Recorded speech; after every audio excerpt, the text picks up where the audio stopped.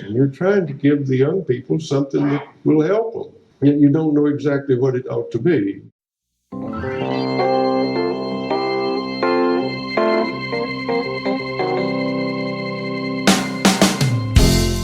Hello again.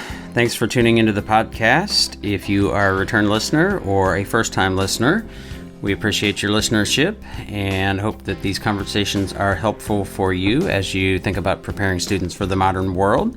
A quick reminder that we are offering a free 6-week series of one-pagers that are related to teachers and leaders. There are 2 different tracks called TeachThoughts and Lead Thoughts that you can sign up for if you go to wegrowteachers.com/thoughts.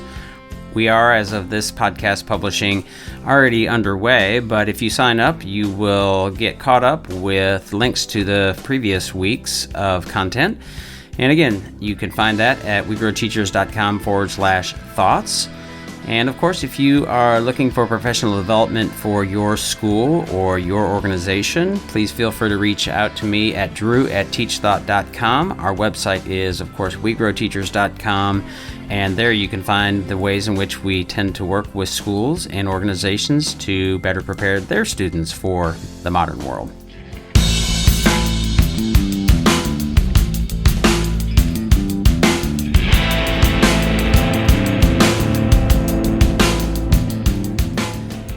In this episode, I spoke with Fareed Mostoufi and Donnalie Wilson, both of the Pulitzer Center, and our conversation centered around their work with the Pulitzer Center's work together in collaboration with the 1619 Project Education Network.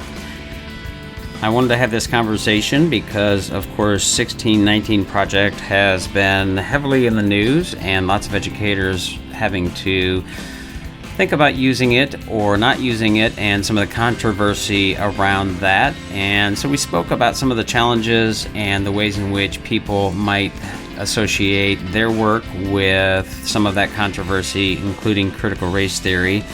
But what I really appreciated was the ways in which they described and talked about the work in terms of intellectual curiosity and inquiry, and using the education network and the resources they provide for teachers to use them as points of inquiry, which is something that I've advocated for on multiple occasions, even if one does disagree with some of the conclusions of the 1619 Project and perhaps Nicole Hannah-Jones.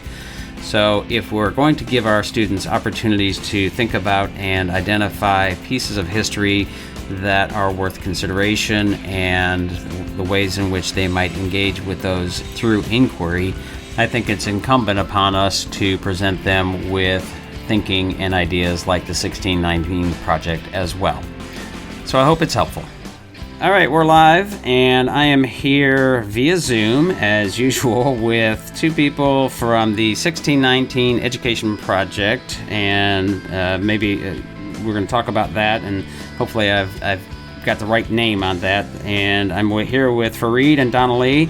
Why don't we start with Fareed? Why don't you give our listeners a little bit of background on who you are and the work that you're doing in this education project and how you got there, maybe, and some of your passions and so on and so forth, and then we can go to Donnalie. Sure. Thanks so much for having us.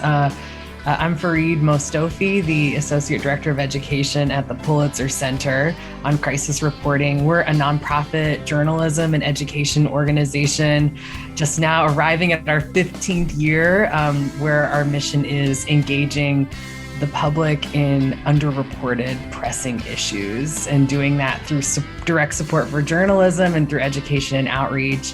And in my role here, I'm lucky to get to support exploring how engagement with pressing global news, underreported news stories, and our organization supports stories for over 125 news outlets a year, about 600 projects a year. So on all kinds of issues that what they have in common is they're underreported and important. That I get to explore how those stories and the journalists who cover them can support student learning. And I've been in this position working with the organization over 5 years now, and have gotten to see some really powerful moments where students, teachers, communities, all of us are making connections by exploring underreported issues in our own communities, and also communities that seem so far away, issues that feel so distant from us, and seeing how through education, through collaboration with teachers, as we embark on exploring these stories, we make connections to issues that seem like they won't connect, but of course they all do. And I came to this work with a real love of the power of storytelling to cultivate empathy before I was in this role. And I was in the classroom teaching Spanish and ESL for a little while.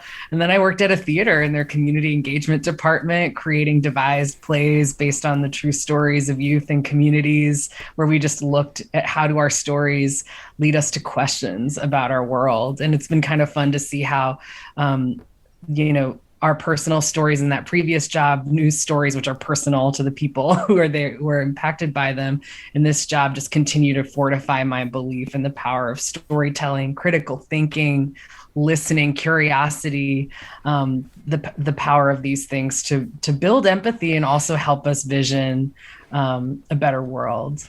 So that's sort of what motivates me in this work. Okay, and you have an MA in teaching from American University in 2012. What's that certification? Is it certification or? Yes, yes. I think at this point was a certified Spanish teacher, K through 12. And before I was in the classroom, I taught abroad. I taught English in Argentina for about a year as well. Okay. Yeah. All right, Donnalie. Yeah, thank you. Hopefully you all can hear me. I've had some mic issues, but I'm Donnalie Wilson. I'm one of the newest members to the Pulitzer Center education team. I'm very excited to be here. My role on this team is K-12 Partnerships Manager. And so I am sort of the lead point for our 1619 Educator Network. With the network, I am doing a lot of the sort of structural support and making sure teams have the resources that they need. They know where to submit things, who to talk to. We're planning our meetings and professional development and all that. And I come to Pulitzer Center also from a K-12 education background. I taught high school English out of college for a few years. And I'm certified English teacher, still certified 612. And then I started instructional coaching. And so coaching new teachers, I worked with a couple different non-traditional licensure pathways. And so teachers in their first through third year, all grade levels, all subjects, helping support them in content development, but also DEI support, pedagogy, emotional resilience, that sort of stuff. And that kind of coaching background is a lot of what I'm bringing to this work with Pulitzer, and I think sets me up nicely to help lead this initiative we have going, this partnership we have as a 1619 education partner. And then degrees, I guess, in undergrad, I studied psychology and creative writing before going into an English classroom. And I also have a master's in educational technology. So do I. Yeah, there you go. But mine's a little more dated than yours. And I remember I'm not going to speak too much about it because I have been sort of fairly critical of this process. I'm curious, just even as a side note, like what yours was like. I did mine in an online format, and this would have been, before my first daughter, who's now 14. So anyways, I did it online. Oh, wow. I did it online because we were traveling with students abroad and in a number of places, and so it was really hard to be in, classes over the summer. So I did master's in instructional technology, and I remember one of the assignments, which I thought was not master's level work, and surely seems like it wasn't, but to tell you sort of the data, it was like open up a Microsoft Word document and paste an image in there, and then copy and paste it and change like the color or shade of it. And that was one of the assignments. I'm like, what? That doesn't seem like master's level work, but hopefully your program was much more involved and maybe a bit more rigorous. Yeah, I loved. I mean, if I can do a plug, definitely recommend the ed tech program at University of Arkansas. Mm. There is an online option, so you don't have to be in state. There you go. Well, things have dramatically changed. I've got a few years on you. I'm assuming from the looks of you. So, anyways, going down that rabbit hole. So maybe let's talk about some of the nuts and bolts of, you mentioned professional development, and both of you sort of mentioned, Donnalie, you talked about coaching, which I'm assuming the way that we think about coaching and I think about professional development is really all about coaching and facilitation and inquiry. Fareed, you talked about curiosity, which is about that inquiry process and being curious and assuming some intellectual humility.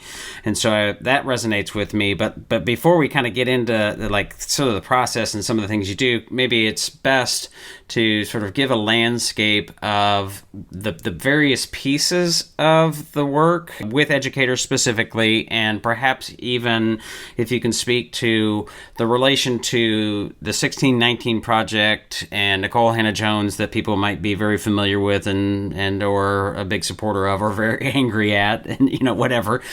So what does that landscape look like? Maybe I could start with sort of our relationship with the project and then turn it over to Donnalie to talk more about the network.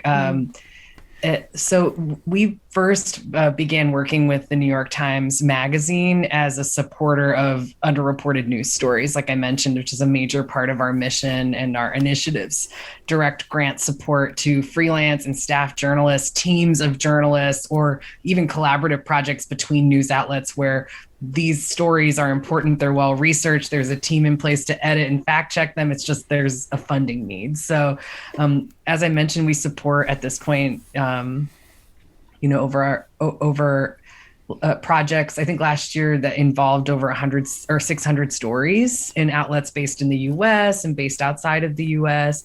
And so over the years at the Pulitzer Center, we've worked with the Times on several projects where it might have been that a freelance journalist needed support for a story that'd be published in the Times, or what actually began to happen is on some larger projects that the Times Magazine was working on, they needed some additional support. So in 2016, for example, for the first time, the New York Times Magazine launched a story that was the entire magazine. It was called Fractured Lands by Scott Anderson, exploring through the individual stories of 6 people how the politics of 4 countries in the Middle East look the way they do. So starting with World War I in the introduction, and then tracking those 6 people from 2011 to 2016. And the New York Times Magazine actually supported most of the reporting for that story, and then came to us for support with this really cool 360-degree video that was created to accompany the launch of the magazine. And in those conversations, they learned a little more about our education arm, where we provide lesson plans, curricular resources, free virtual journalist visits for teachers. So listeners, please reach out if you'd like a journalist visit to your classroom or a workshop. We can do that for you. And so then they decided that part of the agreement would be not only the funding to support the video, but also to support the development of curricular resources that would be ready when the story launched in August 2016. So we wrote comprehension questions, warm-up questions, discussion questions, and some activities. And what was cool is when it launched, we were then able to actually engage a network of teachers we'd been working with for years on virtual journalist visits or workshops to try out the curriculum. And seeing how well that developed in 2016, we repeated it again with another story that the Times Magazine produced the following year that focused on, it's called Losing Earth. It's this really, for high school teachers, maybe it's a little more for high school, it's this interesting moment in the late 70s, early 80s, where it looked like there might be some global agreement around some climate, some carbon emission regulation, and sort of why didn't that go through?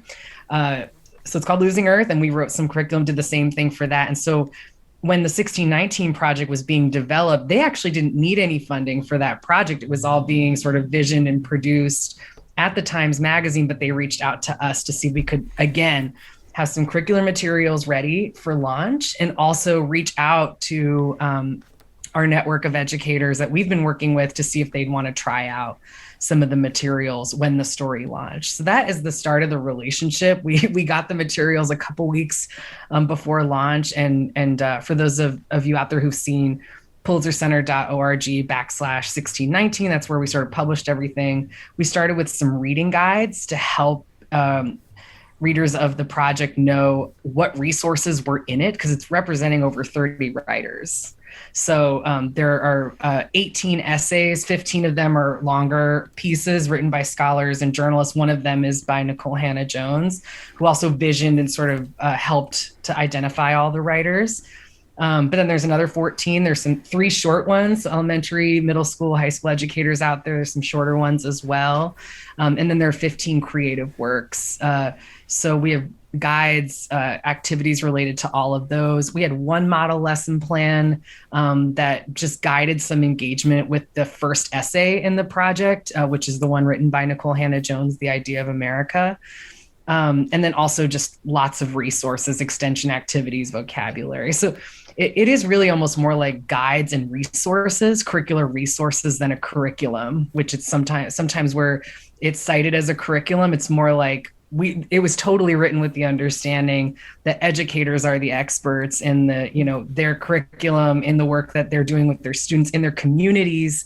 And so these are just sort of guides that we hoped would then be interpreted by educators and changed and edited. And that is what we found. And not only did our network, get excited about the project, but I think you all saw that throughout the country, educators were inspired by the work.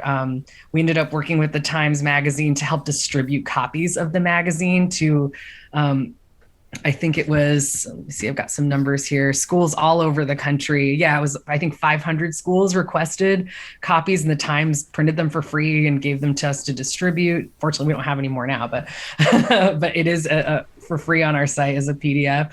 And then we just started to see there was a need for more support, more community building, more learning. We were doing webinars where teachers were sharing what they were doing. You could just see people learning from each other, from their students, from each other's students. And that sort of led to the idea for the 1619 Project Education Network, which just launched. So I could probably turn it over to you to tell us a little more about that, Donnalie. Yeah. So what we heard teachers saying, as they were engaging with the curricular resources on the website and diving into 1619 on their own, is I wish I had more support to do this. I wish I had a network of other people to share ideas with, to get inspired. Some of the essays and things, it might seem straightforward. I teach a history class and I'm teaching about the history of sugar. And so I want to use this essay. But then there are teachers, we have art teachers and all sorts of different contents in the network that maybe are very inspired by some of the creative works in the project, and want students to use that kind of creativity to tell their own stories. And so it's using their expertise as people in the classroom, people working with students, people in front of students every day, to create more resources, to share new ideas, sort of take it beyond what Pulitzer Center education team came up with on our own. And then those resources will be shared, will be available for other teachers to learn from and to utilize at the end of their network fellowship, at the end of their cohort. And so I think I'm looking, like Fareed said, at some of these numbers too, but we have 42 teams of educators. They represent 22 different states. That I think we had over 100 that applied initially to sort of be a part of this collaborative effort. And they're going to spend the year really deep diving into all these resources and into the original 1619 project material, which, to Fareed's point, because a lot of material, it's beyond the one essay by Nikole Hannah-Jones, which is a great essay and some people will certainly utilize, but they'll be diving into that and thinking about how can I use this to get my students to engage and think critically, both in my 11th grade African American history class and, in my 7th grade art class, if that's what my district wants to do. So. So just as a natural extension of that, I think it's probably safe to say again that Nicole Hannah-Jones is fairly controversial in 1619 Project, and that work has been controversial. And in it, as you mentioned, it's a really large project, and I mean, there's tons of things in there. I've sort of only cursorily, if that's a word, looked at it and just sort of like kind of, that is. If you're going to dive into all of those resources, that's going to take a massive amount of time, and I've yet to devote the time to go into in the depth to speak much about it. But certainly one of those things that people are talking about increasingly as opposition, and I'm curious how your relationship or how you see sort of the terminology of critical race theory and what role that might play in any of this, if any. Certainly that is being used as a sort of weapon and a bludgeon against people who are bringing up some diversity and equity kinds of issues. But in many cases, my intuition and perception is that so many of the people that are using that as the sort of weapon are really not understanding, first of all, what critical race theory is, or have not done sort of a deep dive on 1619 Project. And so is there any even loose association, or how is that sort of playing out in the work, or how has it played out in the work? Is your question whether or not we're to the extent that there is any that the work is associated or pulling from, including critical race theory and the thinking behind that, is that a part of it, or is it not at all? I feel like what we can speak, or what I'll say that I can speak to is this is a journalism, and this is a resource of journalism, historical analysis, creative writing, where. And it's a resource that the Pulitzer Center supports as, representation of underreported stories from U.S. history, underrepresented voices in journalism, and in historical research. In what we are hearing from schools and school districts, this is kind of more what we can speak to, is that is a lot of positivity and identification of this resource as supportive of goals that teachers, schools, and school districts have and had long before the project came out, to engage their students in rich resources that that support them in practicing critical thinking and learning historical content maybe that they were not seeing in some of the other texts that they were looking at. And this is, again, what we are hearing from schools, districts, and teachers, because at that point, that's when they're reaching out to us for support. We're hearing a mix from educators where some of their students are feeling like the content they're learning is reflective of their experience in a way that those teachers have told us their students maybe didn't feel. And others where teachers are really zeroing in on seeing how their students are inspired by the critical analysis that these texts are modeling, and also invite the students to engage with, to think critically. Another thing I'll add is that I'm remembering a webinar we did with 5 educators and administrators in February, and it's on our website if you want to see it, where a few of the educators talked about how their students commented on the way that engaging with this project helped them process, understand, grapple with, and process things they were seeing in the news in their own communities in a way that other texts hadn't previously. So what they were sharing was that actually they were receiving the feedback from their students, just to reiterate here, that they felt excited about the content, excited to talk about history, excited to practice their critical thinking skills, and also feeling like they left their engagement with the process with some more context and resource and space, because the project also invites educators to create space for conversations that also help them process what's going on in the present. And that's, again, just reflecting back what we've heard from educators who've engaged with the project. Yeah, I think what the unspoken part, I guess, is a lot of times when folks want to use a critique of critical race theory, which I think each individual writer or essay contributor to the 1619 project would have to speak about what theories they're drawing from themselves. But some of that unspoken critique is the question of to what end, what assumptions about what students engaging in that critical analysis themselves will lead to.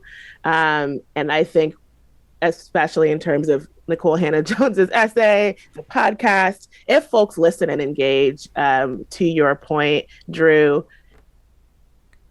Nicole speaks very clearly in the podcast, especially about wanting people all Americans, right, to feel a connection to the nation, to feel proud of their role and to be able to understand history so that they can take pride and ownership in the nation that is today. I think there's an assumption that students are going to engage with this material, or teachers are sort of trying to cause division is a thing that we've heard a lot, or make certain students feel bad. And to Fareed's point, the feedback we've gotten from teachers, and what I think the project is really clear about, is that empowering students and giving students the chance to find answers to questions they're asking naturally and do some of that thinking is actually, it's helping them feel more connected, more seen, more excited about who they are and what future they can build here. So yeah, I think that's sort of what I hope people look for when they engage in both the original material and the curriculum and the student work that comes out of this. Right. Well, so I asked that question just kind of in the spirit of trying to dispel some of that. I'm thinking, I'm trying to sort of take the position of somebody who might be really sort of hesitant or just that sort of reflexive response, right? Of that 1619 project stuff, that critical race theory stuff, when it's all just this huge conflation of scholars and activists and consultants and educators, so the way that you phrased it, it reminds me, it's so you're not trying to, what is it they say, teach our kids to hate America, right? I mean, right.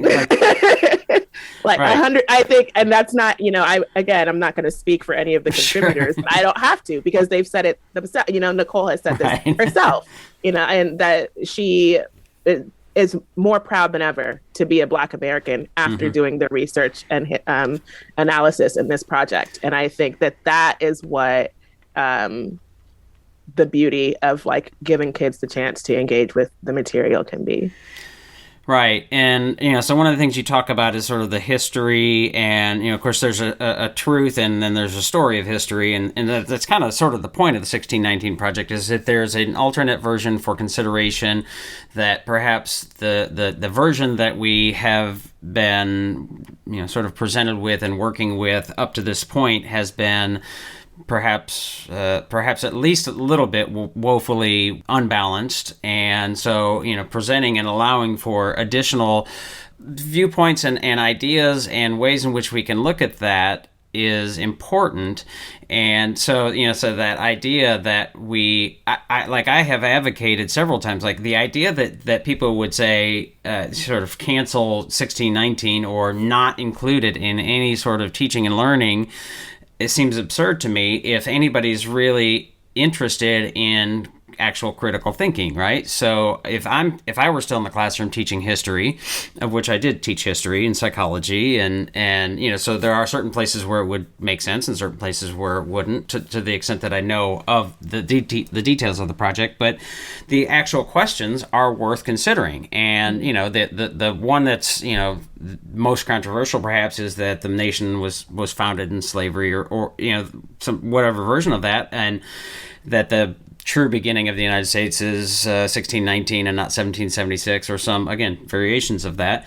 But then, okay, so let's consider that. And how true is that? Let's really look at the empirical evidence and engage in that critical thinking.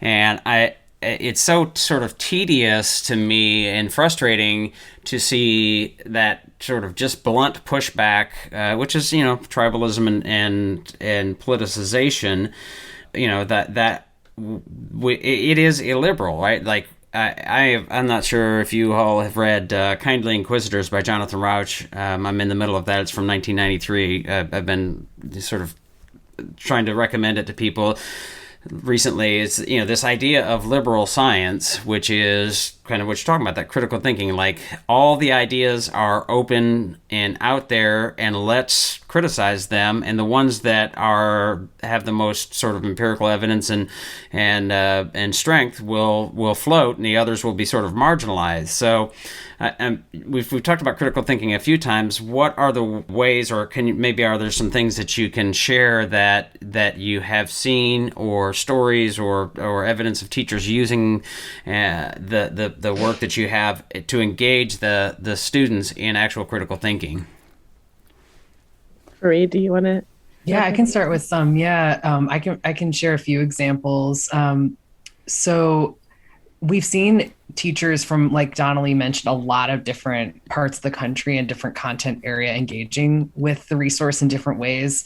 So, for example, there might be teachers who focus in on one of the essays and choose them based on alignment with their current standards. So, for example, for DC Public Schools, they cited the essay by Nicole Hannah-Jones and also the essay by, I think it's the sugar essay by Professor Gibran Muhammad.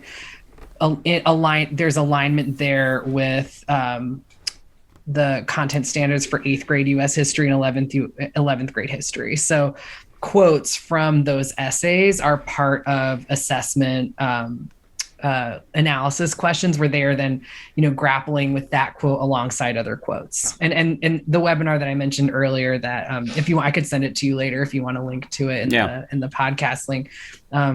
The director of social studies for DC Public Schools outlines that there. Another person from that webinar actually mentioned how for her 8th grade class, she focused in on again, the Idea of America essay from Nicole Hannah-Jones, using the podcast and the transcript for that podcast, which is on the Times website, to support the students who are coming from a lot of different reading levels.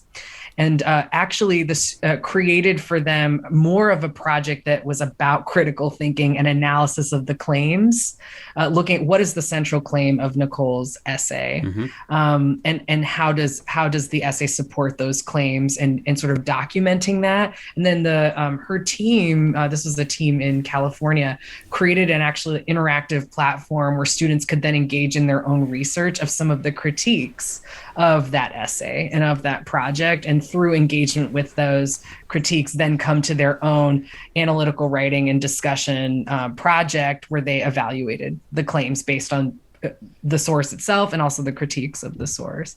So in that case, it was almost more about the media literacy and critical thinking angle, whereas in DC Public Schools, more of a connection to the content standards. We've also heard from a lot of teachers that the project has also supported students in doing some personal analysis about really thinking around what are underrepresented moments in history, where have I felt most seen in my curriculum and most invisible in my curriculum? When are those moments when I have had those ahas, when I've learned something about the world and thought, how did I not know that? I bet everyone listening can connect to a moment like that, right? And there are moments like that all throughout this project, which, by the way, when you were speaking earlier, one thing I thought I wanted to mention is that a lot of the scholarship that's represented in the project is not new to this project. So, and that's something Nicole mentions a lot too. There are scholars for a long time who've been presenting many of the arguments that are presented in the project. They're just being in this project presented in a new way, I guess. And so for those teachers, students who are really engaging students, and what do you learn about yourself from this project? They've gone a lot of directions. Say a teacher in Chicago worked with her students to create their own version of the 1619 project, where they zeroed in on the themes. So they looked at themes like incarceration, which is the focus of the essay by Brian Stevenson, or financial systems, the focus of the essay by Matthew Desmond. And they did their own research about Chicago and then created their own zine for their community. I had the really cool opportunity of visiting a public event in DC where I'm based, where a high school teacher there worked with her students who in their 9th grade US history class started with the idea of America as their opening text, because it does do a really strong from kind of analysis of US history, like a broad analysis. Mm-hmm. So just another note for teachers out there, if you're looking for a more broad historical analysis from, late 1619 through the present, that is a great essay to start with. Her students then decided to create a community event where they pulled quotes from the essays and created an interactive wall for the whole project where community members could write responses to quotes. They had live readings of the 15 creative works by students.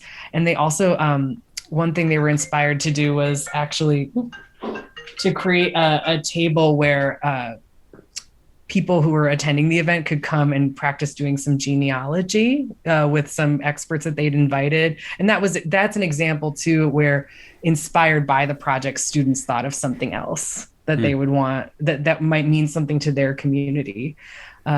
So those are a few of the examples, and I encourage you to check out pulitzercenter.org/1619 for more. What I kind of love though is if you go to social media, a lot of what we've also been learning about some of the explorations of the project have been through teachers and administrators who've been posting themselves about what they're doing and celebrating their students' work.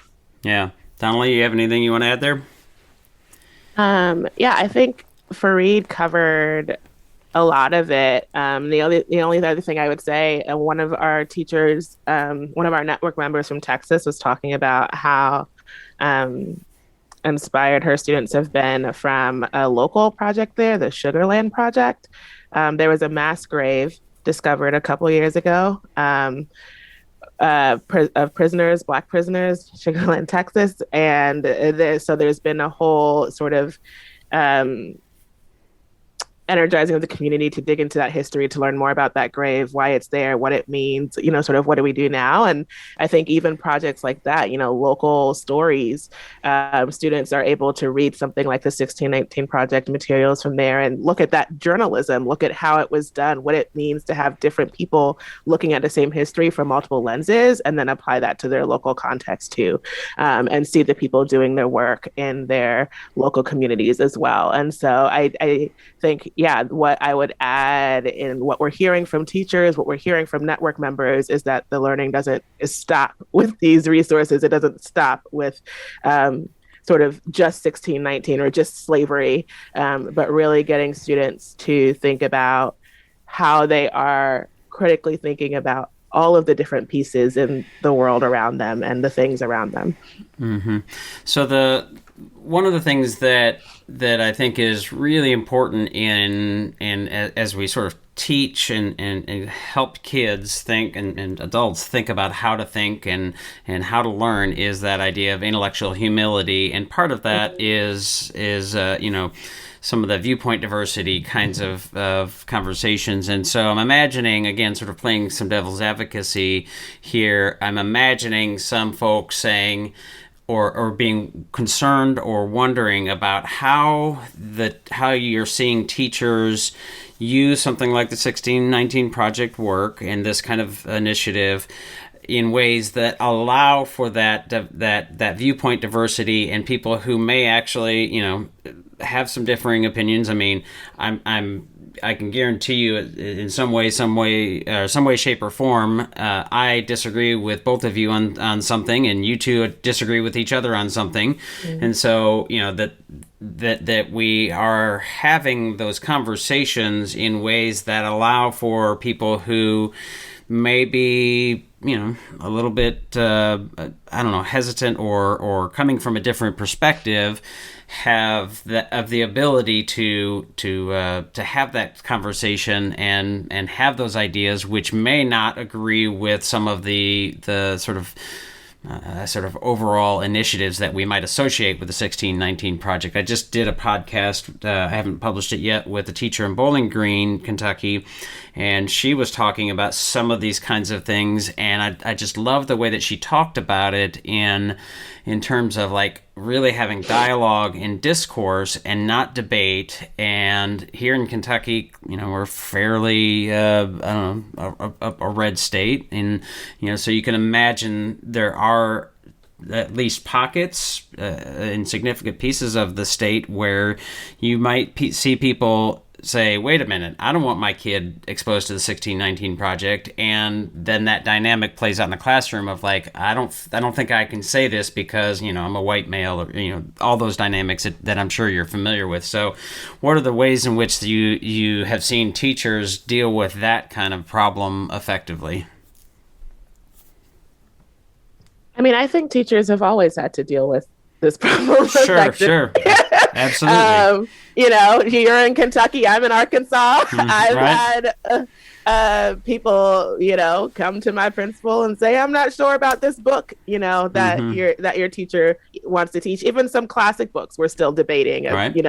Do we teach of mice and men, or do we whatever? Right. And so I think part of my answer would be that teachers have always had to have these conversations, and they seem to remain open to them. I would encourage any parent with questions, with concerns, to start with their teachers and start with their school. And the good thing about the 1619 Project and the materials that these teachers are drawing from is they're all available. They're all free. They're all online.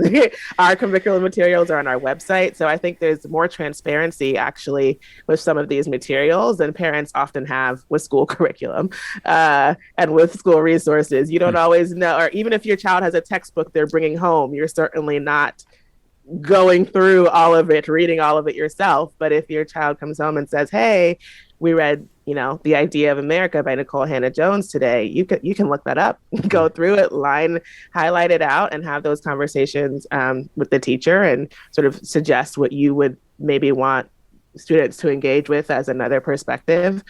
And I had another part to my answer that I'm now blanking on, so I'll maybe I'm sure it'll come back. And maybe it'll come back to me. I'm taking in what you're saying. I think that I was similarly thinking engage with the resource. I really think that is the first step. And also one thing that I think we've heard, and I felt for myself that is so engaging about this resource is it starts in the present. It looks at questions like why does traffic in Atlanta look the way it does? What are some moments that have influenced the way our healthcare system looks, the way our financial systems look? So already you could also find, as an individual, whereas potentially a theme that in looking through the different essays, the podcast topics, where do you see yourself curious? Maybe start there. The project is so huge that I do think it has to be. These are really important. What's a word I've heard a lot of teachers use? Compelling questions, right? They're compelling questions. What is the lasting impact of slavery and the systems that were developed after the abolishment of slavery in the way that our present looks? And what have been the underrepresented and lasting contributions of Black Americans? And what do we learn about U.S. history by centering the experience of Black Americans? These are huge questions that are explored in a lot of different ways. Maybe some other resources I would bring up to listeners as just another place to start. You've heard about some of the essays. I've seen a lot of elementary educators find it helpful to start with the images, which include a lot of primary source documents, and those are embedded throughout the PDF of the magazine. Another really fascinating resource is the print broadsheet, which was printed in the print newspaper. Saying the word print a lot, but you can actually find the PDF for that on our website too. And that is a curated series of beautifully photographed objects from the Smithsonian Museum of African American History and Culture, all curated by a historian who worked on the first 3 levels history exhibit in the museum. All of them representing key underreported or underrepresented moments throughout U.S. history. And that's a 5-page, or I think maybe 5 to 10-page document, mostly images that are very accessible with direct commentary from historian and curator Mary Elliott. It's another great place to start. There's also a resource for youth that you can find on our website. It's just a 1-pager where actually students get to hear directly about what does a historian do, and a quick glimpse at some of the key facts that are presented in the article. There are also 2 new resources that will be out this fall that people can have on their radar. 2 books. They're being published by Penguin Random House. One is a picture book. It's in lyrical verse, and it's called Born on the Water. The cover is gorgeous. I think they released it a couple weeks ago.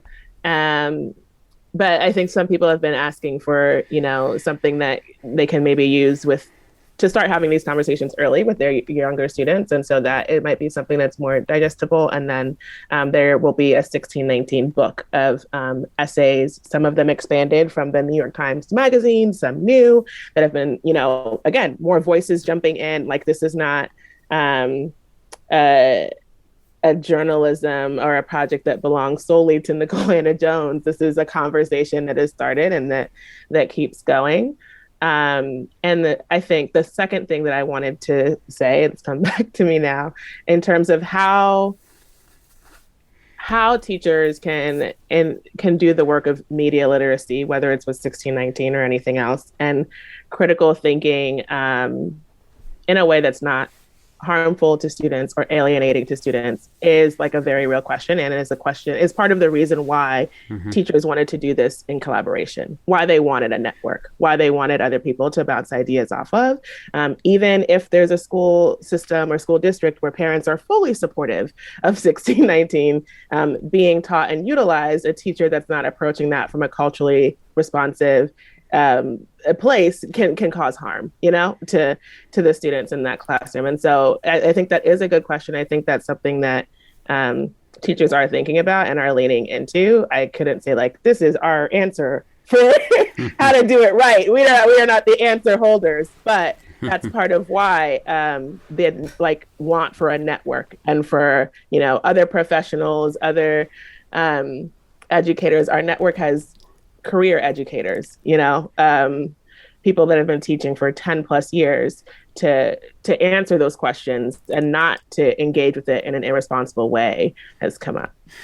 So then, is it fair to characterize the work that you all are doing in this sort of project, in this education project, is providing resources for consideration and as points of inquiry, but not necessarily or absolutely not telling teachers or working with teachers and how they should do that? Or is there also that a bit of professional development, like this is how you can use this? I think the first part of what you said, okay. Providing the resources, the support, the space. I'm doing a lot of, a teacher comes and says, we would really like to do a unit on Reconstruction, and here's what we already have. And I'm going through, like you said, the wealth of resources to say, here are 2 essays relevant to Reconstruction that might be useful, but not me going and saying, this is how you should approach this start to finish. Teachers having those conversations with each other, and Pulitzer Center really being more of a connector, and the providing resources like we have always done in terms of journalism and outreach. And Fareed can build on that too. Yeah, I was going to add too that a lot of it is also curating space for the network members to collaborate, because the network is made up of teams of education professionals, a mix of classroom teachers, curriculum specialists, administrators. The membership actually of this year's cohort is over 150 people, 167. Yeah. I think, isn't it? And again, and that's just year one, because, for capacity's sake, we had a lot of incredible applications that aren't a part of this year's cohort, but anyone out there who wants support engaging with the project, who's not part of the cohort, we hope you'll just reach out to us at 1619 at pulitzercenter.org so we can help you with a resource if we have it, or also maybe connect you with someone who can help you. it's all a lesson for us in how we will better understand the ways these resources can support student learning and goals that educators nationwide have for their students, through that collaboration, through that critical analysis, not only of the resources, but of the approaches to engaging with the resources with different grades and different content. In some ways, it makes me think about the project. It's really asking how do we better understand our history by inquiry, by including more voices, by considering whose story wasn't represented, whose story was overrepresented, what elements of this history don't make sense when we think about them and we look at the present. That's something the project explores, and we're lucky at the Pulitzer Center to support a lot of journalists who are looking at that all over the world, whose voices are missing, what things don't make sense that need to be further investigated. And that is the power of journalism, especially focusing in on underreported stories, giving voice, helping to cultivate clear understanding. And like, that's how we're going to have the information that we need to make decisions, to have hope, to connect, to cultivate empathy. I just had this moment of making all these connections, like network and the project and journalism and education. In the end, it's one thing I also wanted to say in response to some of the, maybe concern, if there's concern out there about engaging with the project, is one concern I've heard is also a concern about, like, how will this be for students to process and teachers to process? And so I do think that one thing that might be helpful to know is that, the network is hopefully going to also provide more context from lots of career educators on how to prep students and provide support for students as they engage with these materials. But there's also a lot of hope in this project, and a lot of pride in the project. So if those are also things that you think would motivate you or your students, I would also, explore the project. There's a lot of hope and pride in that project. Can you talk a little bit more about that hope and pride? Because I think that's an important piece. I mean, do you have some examples you can share, or put you on the spot? Because I think that is an important piece. Absolutely. Donnalie, do you want to share something first? Yeah. No, I was just going to say, I think hope and pride and healing, too. I was just, like, again, this has been my wheelhouse for the last 3 weeks. I've just been 1619 materials all the time. So I was listening to the music episode, and it talks, about the birth of an American sound, and the role that Black people, enslaved people, played in that, and what it meant for white Americans at that time that wanted a different type of art, that wanted to move away from European art and entertainment and all of that. And like, there was nothing uniquely American, and how, for better or worse, different elements of what became the uniquely American sound came from enslaved people. And so it starts there, and it talks through jazz and Motown, and like, there's music clips throughout the episode, and just like listening to it, listening to some of the songs and artists that are just like so important to me. And for people who can't, won't see me, I am a Black woman speaking. I am a Black woman raising Black children, and that there were hard things in the episode too. I learned, about American artists that we all loved, I didn't realize had done blackface and done minstrel shows. But there's also that joy, that hope, that pride, that like grounding myself again in really what Motown, what like the power of it, and the influence of it, and the creating a different narrative about who Black people are in their full humanity. Like, you can't produce this music without a full humanity. And so, it's a 30-40 minute podcast episode. It deals with hard truths, and it gives just a real context and a real pride and a real joy. And I think that, and actually that is one of the few episodes that's narrated by a white man. I want to correct myself really quickly. I'm sorry, I'm giving you edit work already. The narrator for that episode of the podcast, Birth of American Music, is not white. Wesley Morris is a Black man. That statement everything else stands. Okay. I think that there's so many of those moments that people don't realize and that people will enjoy diving into. I'm like sort of picturing, parents like listening to these with their students and like having those conversations. And it's not all, I mean, there's pain woven throughout because that's part of the history of Blackness in this country. But there's also those stories of resistance and triumph and how I think it does a much better job at sort of the idea of the American melting pot than the general melting pot like analogy that we've all heard. It sort of it makes sense of that in a meaningful way for me, at least.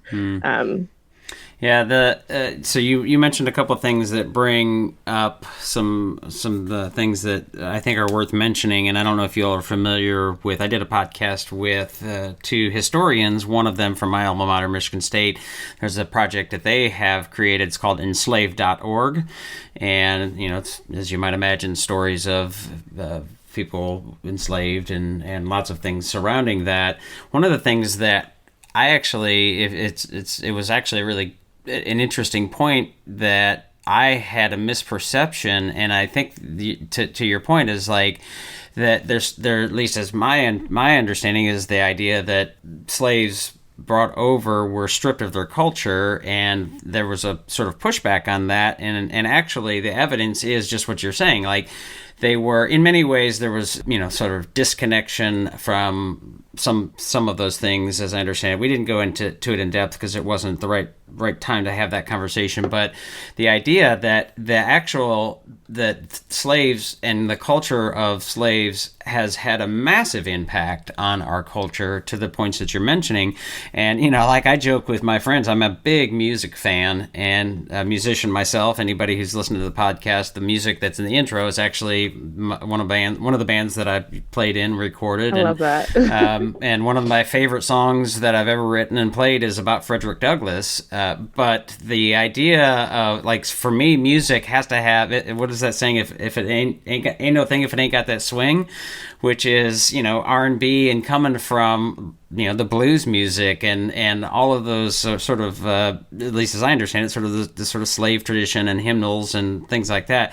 So there's a really important piece in that you talk about the humanity, and I think that's one of the things that is so frustrating for me in this sort of culture war kind of fight is that there's sort of this slavery or stereotypes of people, and instead of recognizing the actual humanity of people, and some people who, every one of us is flawed. Frederick Douglass was flawed. Martin Luther King Jr. was flawed. Find me somebody who doesn't have flaws, and I'm going to call you a liar. And, so like recognizing the value of humanity and of humans, regardless of their immutable characteristics, and being able to I think it's important to sort of decouple some of those things that they were, ways in which they were flawed, and value the things that they were really wonderful at, or the value that they added to the world. And instead, we just get into this yelling match and use these stereotypes. And so asking these questions that I think are central to some of the 1619 Project kinds of work is a great way to do that and to start digging into that. And to start to dispel some of this nonsense. I don't know if you all have read the book by the Field sisters, Racecraft. It's fascinating. And, the idea that there's a biological difference between the three of us. I mean, there are certain biological differences, but based on race is not true. And, so like, let's look at this as humanity and the opportunity to dig into those differences and ask those questions and uncover those flaws of humanity and the process of America and the making of America. I think is just a really, really important one. So that I'm going to get off my soapbox. I love that. But I'm glad you brought up that podcast too, for just also teachers out there. One thing that I've used that podcast in workshops quite a bit. Well, all of them, but especially that one, because audio is such an integral part of the storytelling, as the themes that Donnalie mentioned are outlined. What I've done is put the transcript on the screen when I'm sharing it with students, or shared my screen and showed the transcript, and all of those pieces of music are cited. So there's it's just there's a lot of resource there for that will inspire investigation. And I wanted to come back to that question about hope and resilience as well. And the two things I want to say about that are, one, I think there are a lot of, I mentioned some of the systems that maybe are investigated and could interest some of the listeners out there in the project. But there are also a lot of policies, laws, rights that all of us benefit from, that are also investigated and researched. And I learned a lot from this process about, for example, when was the moment that there was birthright citizenship in the United States? Why is it that any of us who are born in the United States are automatically citizens? The resource explains that. And actually it had to do with a lot of activism and policy work that came out of Reconstruction. My parents are immigrants to this country, and that really hit home for a moment, or among many things, to understand, why am I a citizen? And it has to do with, and speaking as also a child of immigrants to this country, there is also a lot of explanation of the policies and laws that probably made it a lot easier for my parents to immigrate to this country. And it talks about, those policies throughout history. So anyone, I bet all of us can relate to a policy or a system that was created as a result of the activism by Black Americans and abolitionists and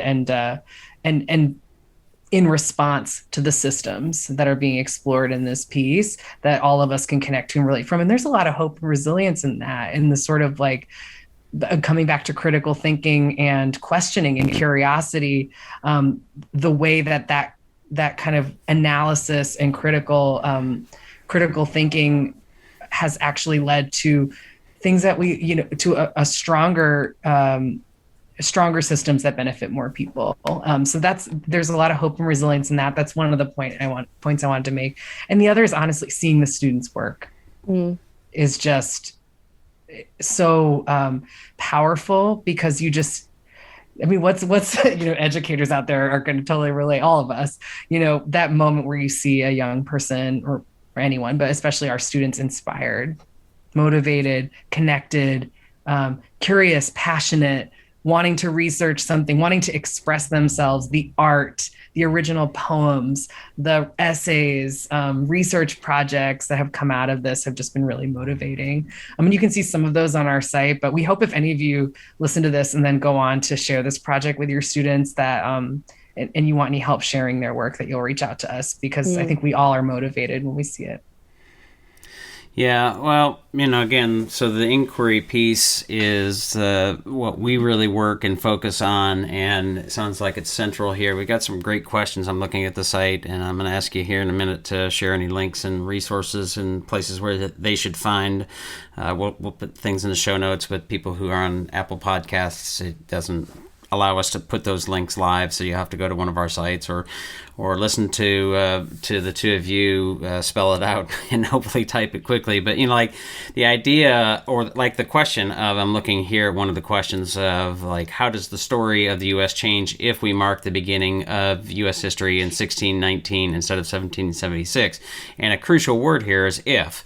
And so it really does give you an opportunity to think and wonder and be curious.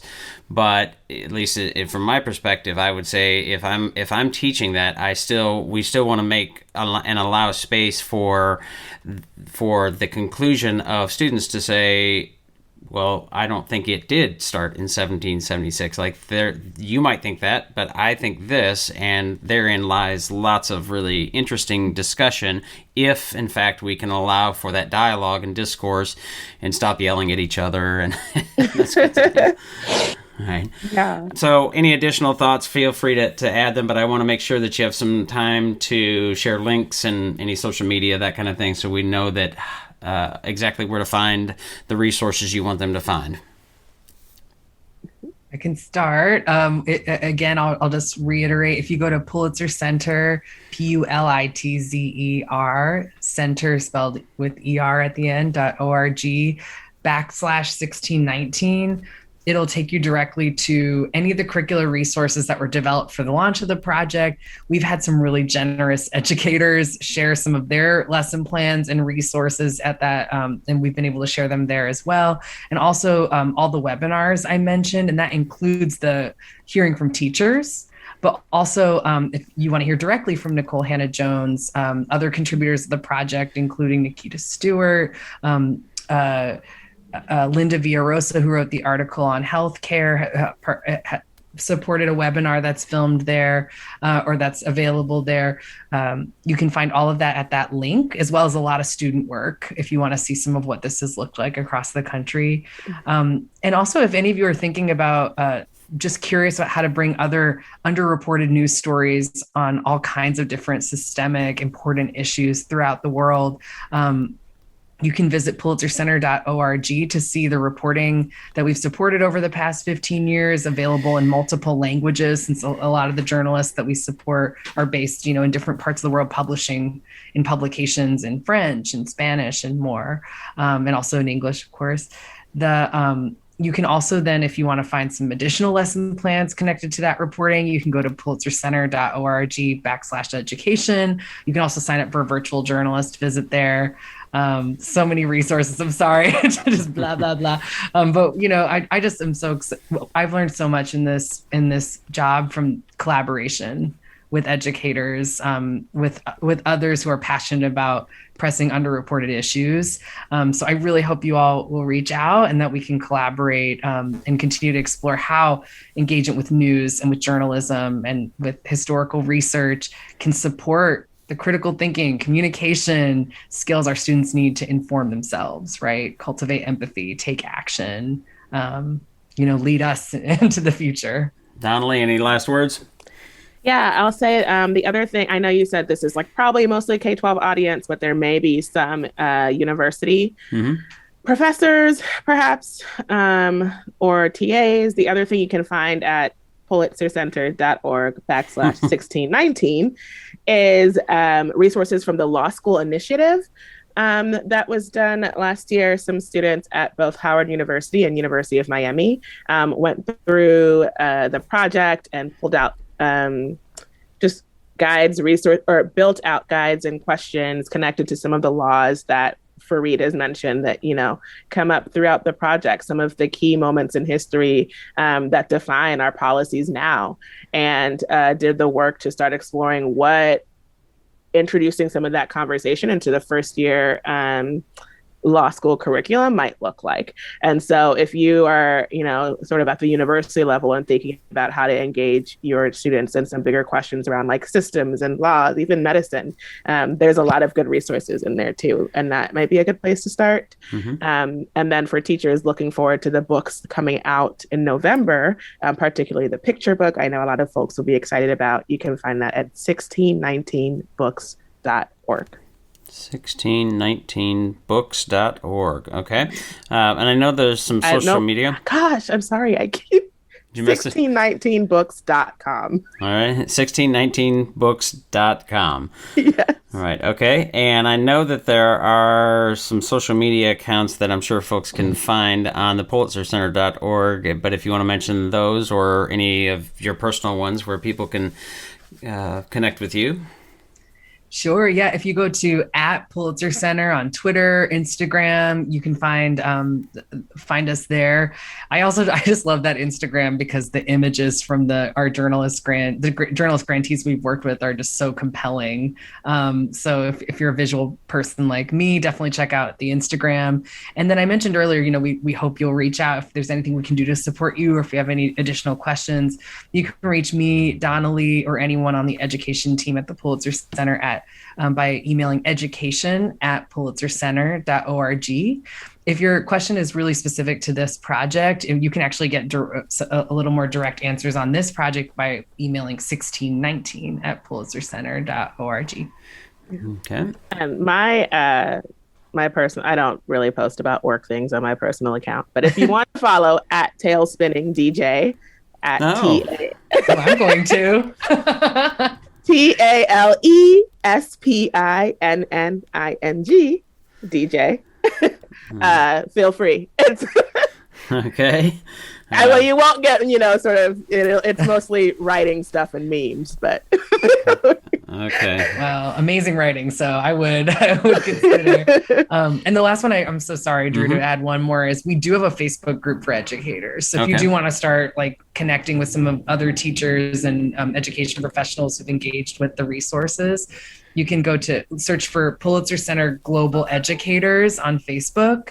All we'll ask, is what grade level you work with. I think another question or two, and then it's a closed group from there. But we see a lot of great student work posted there. Sometimes they're, first opportunities to engage with a reporting project as it's just coming out, or a webinar with a journalist. So if you're interested, you can also check out the Facebook group.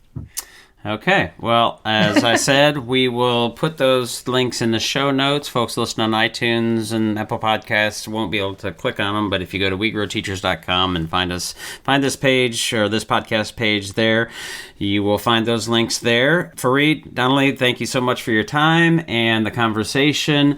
And hopefully folks who are perhaps were interested in 1619 and your work before have found this to be useful. And honestly, I hope folks who may have been hesitant to engage in that and think that you all are teaching kids to hate America and all those things are maybe a bit reassured and would check it out and not be afraid of engaging with the ideas, as we should engage with ideas. So thank you so much. Thank you. Thank you. Thanks for having us. That'll do it for today's podcast episode. Thanks again for tuning in. Don't forget to review us and share us on your network so we can grow our audience to better meet your needs. Also, don't forget to find us on our websites, TeachThought.com and WeGrowTeachers.com, as well as our various social media outlets.